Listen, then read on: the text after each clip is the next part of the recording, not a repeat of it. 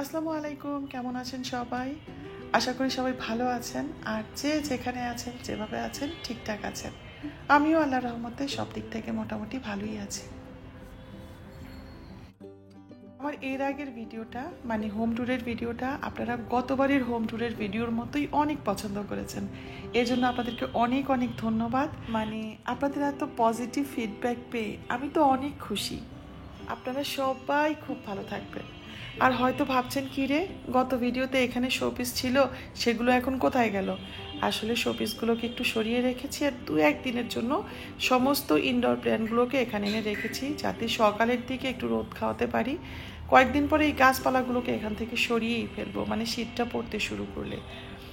তো তার জন্যই একটু ভালোভাবে রোদে দিচ্ছি আর কি। আর এমনিতেই আমার মনটা খুব ভালো, ভিডিও ভালো হয়েছে সেটা একটা কারণ, আর সবচেয়ে বেশি বড় যেটা কারণ সেটা হলো আমার আব্বা আম্মা দেশে আসছেন। তো এই কারণে মনটা অনেক বেশি ভালো। আর আজকে এই যে জিনিসগুলো দেখছেন, এগুলো তো শুধু ধুলো পড়ে না, এমন টাইপের ধুলা পড়ে যেটা একদম আটকে থাকে। তো আমি একটু আলগা ধুলো ঝেড়ে স্প্রে করে তারপর আবার ভালোভাবে পরিষ্কার করে নিচ্ছি। আমি একবারে সব কিছু পরিষ্কার করতে পারি না, মানে ভাগ ভাগ করে করি। এটা যারা আমার ভিডিও দেখেন তারা তো জানেনই, মানে আজকে এক অংশের কাজ করলে আরেকদিন আরেক অংশ ধরি, এভাবেই কাজগুলো আস্তে আস্তে শেষ করে নিই।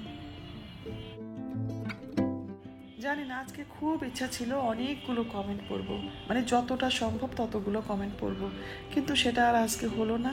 এর জন্য দুঃখিত। নিশ্চয়ই অন্য কোনো ভিডিওতে আমি কমেন্টগুলো পড়ব। অনেকগুলো সুন্দর সুন্দর কমেন্ট পড়তে পড়তে একটা খুব সাদামাটা কমেন্টে আমার চোখটা আটকে গেল।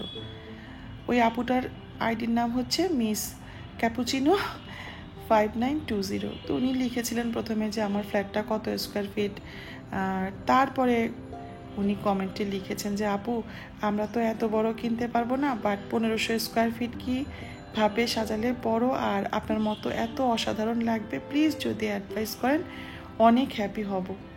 তো আমি আপুটাকে বলতে চাচ্ছি যে আপনি আপনার মনের মতো করে সাজাবেন, যেভাবে সাজালে আপনার ভালো লাগে সেভাবে জোড়াতালি দিবেন, সেভাবে সাজাবেন। এই যে দেখেন, মিজান আমার খুব পছন্দের এই শোপিসটা ভেঙে ফেলেছে, ভেঙে আবার লুকিয়ে রেখেছে। আমি আবার এটাকে এই যে জোড়া দিচ্ছি, এরপর এটাকে আবার সাজিয়ে রাখবো। তো আমার ভালো লাগে, আমি তো এটা ফেলছি না। ঠিক আপনার যেভাবে ভালো লাগে সেভাবে গুছাবেন, সেভাবে সাজাবেন। আর সবচেয়ে বড় কথা কি, আমিও তো একসময় 1400 স্কোয়ার ফিটের ফ্ল্যাটে ছিলাম। আমার বাসা তো এত বড় ছিল না। আগে তো আমি 1400 স্কোয়ার ফিটের বাসায় ছিলাম, তার আগে আমি সরকারি কোয়ার্টারগুলোতে ছিলাম। রুম বড় ছিল, কিন্তু অনেক বড় বড় রুমে থেকেছি। তারপর সংসার জীবন যখন শুরু করেছি, মানে একদম আমি আর মাসুম যখন প্রথম সংসার জীবন শুরু করি, তখনও আমরা একদম নতুন একটা ফ্ল্যাটে উঠেছিলাম, শুধু 2 কামরার, আর কোনো কিছু ছিল না, বারান্দা ছিল না, 2টা কামরা ছিল, আর একটা ওয়াশরুম ছিল, একটা কিচেন ছিল, আর একটা লবির মতো ছিল। তো যতদিন সেই ফ্ল্যাটে ছিলাম সেটাকেও মোটামুটি পরিপাটি রাখার চেষ্টা করেছি, কিন্তু বয়স কম, কতটুকুই আর কি করতে পারতাম। তারপরেও দেখতাম যে সবাই অনেক পছন্দই করতো। আর এই যে এটা হচ্ছে মূলা শাক। অনেকেই কিন্তু মূলা শাক আর পালং শাক গুলিয়ে ফেলে। মূলা শাকের পাশটা এরকম কাটা কাটা থাকে, মানে একটু কাটা কাটা ধরনের থাকে, আর পালং শাকটা খুব সুন্দর, মানে পেলব থাকে, একটু মোটা টাইপের থাকে। আজকে মূলা শাক ভাজবো। তো আমি যেভাবে মূলা শাক ভাজি, এভাবে হয়তো অনেকেই ভাজেন না, কিন্তু এভাবে করে দেখবেন, আপনাদের অনেক বেশি ভালো লাগবে, অনেক মজা পাবেন হয়তো, কারণ আপনাদের এভাবে ভালো নাও লাগতে পারে। তো ঘরকে বড় দেখানোর জন্য একটা কাজই করা যায়, সেটা হচ্ছে ফার্নিচার কিছু কমিয়ে রাখতে হবে। মানে এমন ফার্নিচার বাছাই করতে হবে যেটা 2 পারপাসে ইউজ করা যায়।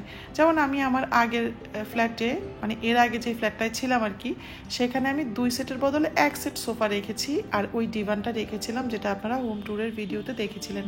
আর ডিভানের উপরে সুন্দর কুশন দিয়ে সাজিয়ে রাখতাম, প্রয়োজনে এটা খাট করা যেত। আবার যখন বেশি মানুষ আসতো তখন এই ডিভানটাতে বসতো। আর তাছাড়া আমার ড্রয়িং ডাইনিং একসাথে ছিল বলে ওই ডাইনিং টেবিলের চেয়ারগুলোও কিন্তু বেশি মানুষ আসলে ইউজ করতে পারতো। মানে ডাইনিং টেবিলের চেয়ার, সোফার চেয়ার, ডিভান মিলে খুব সুন্দর হয়ে যেত। আর মাঝখানটা কিন্তু বেশ ফাঁকা ছিল।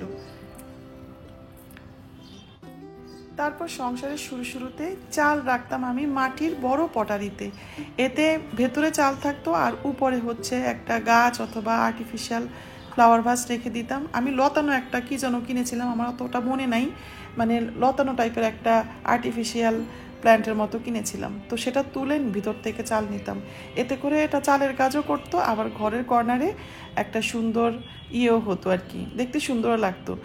তো এভাবে আর কি ঘর সাজাতাম। তো আমি রান্নাঘরে এসেই কিন্তু শাকটাকে ধুয়ে গরম পানির মধ্যে ছেড়ে দিয়েছি, আর এবার ঢেকে দিব।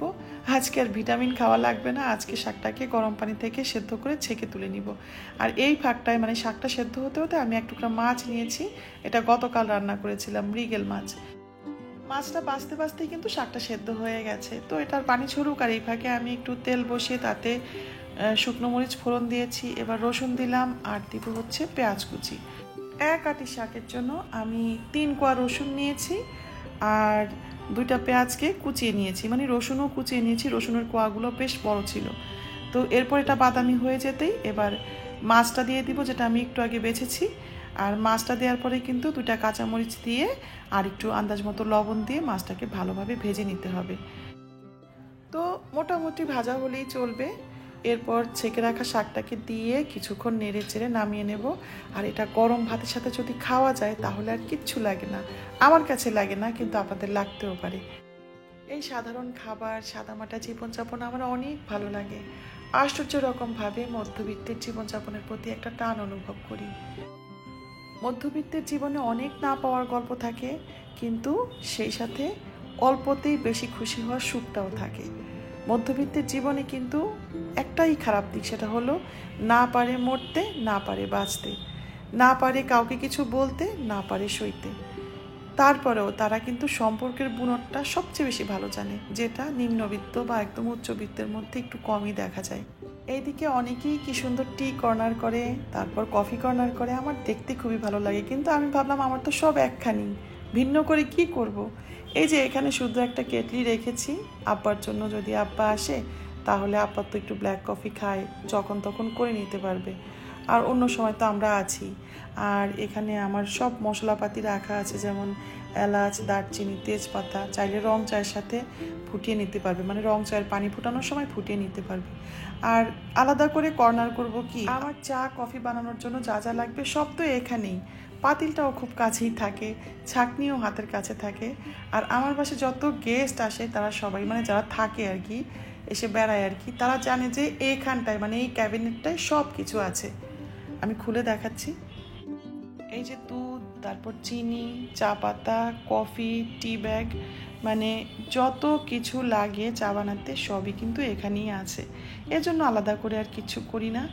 আর যারা শখ করে করে সেটা কিন্তু আমার দেখতে ভালো লাগে। ছোটোবেলায় যে আমরা ছোট ছোট হাঁড়ি পাতিল দিয়ে খেলতাম, অনেকটা সেরকম মনে হয়।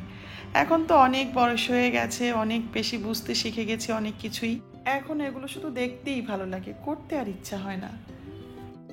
তখন যে মধ্যবিত্তের কথা বলেছিলাম, এই যে দুধ চা খাওয়া, এটাকেও অনেকে বলে মধ্যবিত্তের নাকি অভ্যাস।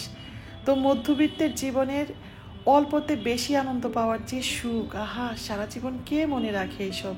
আমি মনে রেখেছি, কিন্তু কেউ মনে রাখে না। আর কেনই বা মনে রাখবে এই ছোট ছোট সুখের কথা? এত টানাপোড়েনের মধ্যে দিয়ে যায় যে তখন আর এগুলোকে সুখ মনে হয় না। আমাদের বাসায় যখন প্রথম সাদা কালো টিভি এসেছিল তখন আমি অনেক ছোট, অত ভালো করে কিছু মনেও নাই, কিন্তু তখন দেখেছিলাম যে পাড়ার সবাই অনেক খুশি হয়েছিল। এরপর যখন আমাদের বাসায় ফ্রিজটা আসে তখন তো আমি বেশ বড়ই, আর তখন আম্মার চোখে মুখে দেখেছি অদ্ভুত এক আনন্দ। আম্মা মিষ্টি আর আপেল এনে রেখেছিল, ফ্রিজ অন করলি তার মধ্যে রাখবে বলে, আর আব্বা অনেকগুলো মাছ নিয়ে এসেছিল সকালবেলা। তো এই যে ছোট ছোট সুখ, সেগুলো আমরা দেখেছি, আমরা খুব কাছ থেকে অনুভব করতে পেরেছি। আমার শ্বশুর বাড়িতে যখন প্রথম কারেন্ট যায় তখন আমরাই বাড়ির মধ্যে সবার আগে টিভি ফ্রিজ কিনেছিলাম। সেই যে কি আনন্দ সবার, সেটা আর এখনকার কেউ বুঝবে না, কারণ সেই দিনও ফিকে, সে আনন্দ অনেকটাই ফিকে হয়ে এসছে। আর মধ্যবিত্তের মধ্যে একটা অদ্ভুত ক্ষমতা আছে, কিভাবে অল্প দিয়ে দিন চালিয়ে নেওয়া যায়। তারা জানে যে অল্প দিয়েও কিভাবে সব দিক রক্ষা করে চলতে হয়। অনেকেই হয়তো আমার কথাগুলো যদি আজকে শোনেন ব্যাঙের হাসি হাসতেও পারেন, অনেকেই হয়তো এটাকে বিলাসিতা বলবে বা ফ্যান্টাসি বলবে, কিন্তু সত্যি মধ্যবিত্তের জীবন যারা আমরা যাপন করেছি বা কাটিয়ে এসেছি তারাই জানি এই সুখটা কতখানি। তবে এটা সত্যি, মধ্যবিত্তের জীবনে অনেক কিছু আছে যেগুলো আমার একদমই পছন্দ না, যেমন এটা করা যাবে না, ওটা করলে কি বলবে, সে কি ভাববে, এই ধরনের জিনিসগুলো। তো যাই হোক, এদিকে আমি আজকে একটু চিতই পিঠা বানিয়েছি, এরপর যাব বাজার করতে, যেহেতু আব্বা আম্মা আসছে। তো তো যদি ভিডিওটা একটুও ভালো লাগে তাহলে একটু লাইক কমেন্ট করবেন, আর সবাই খুব ভালো থাকবেন। আল্লাহ হাফেজ।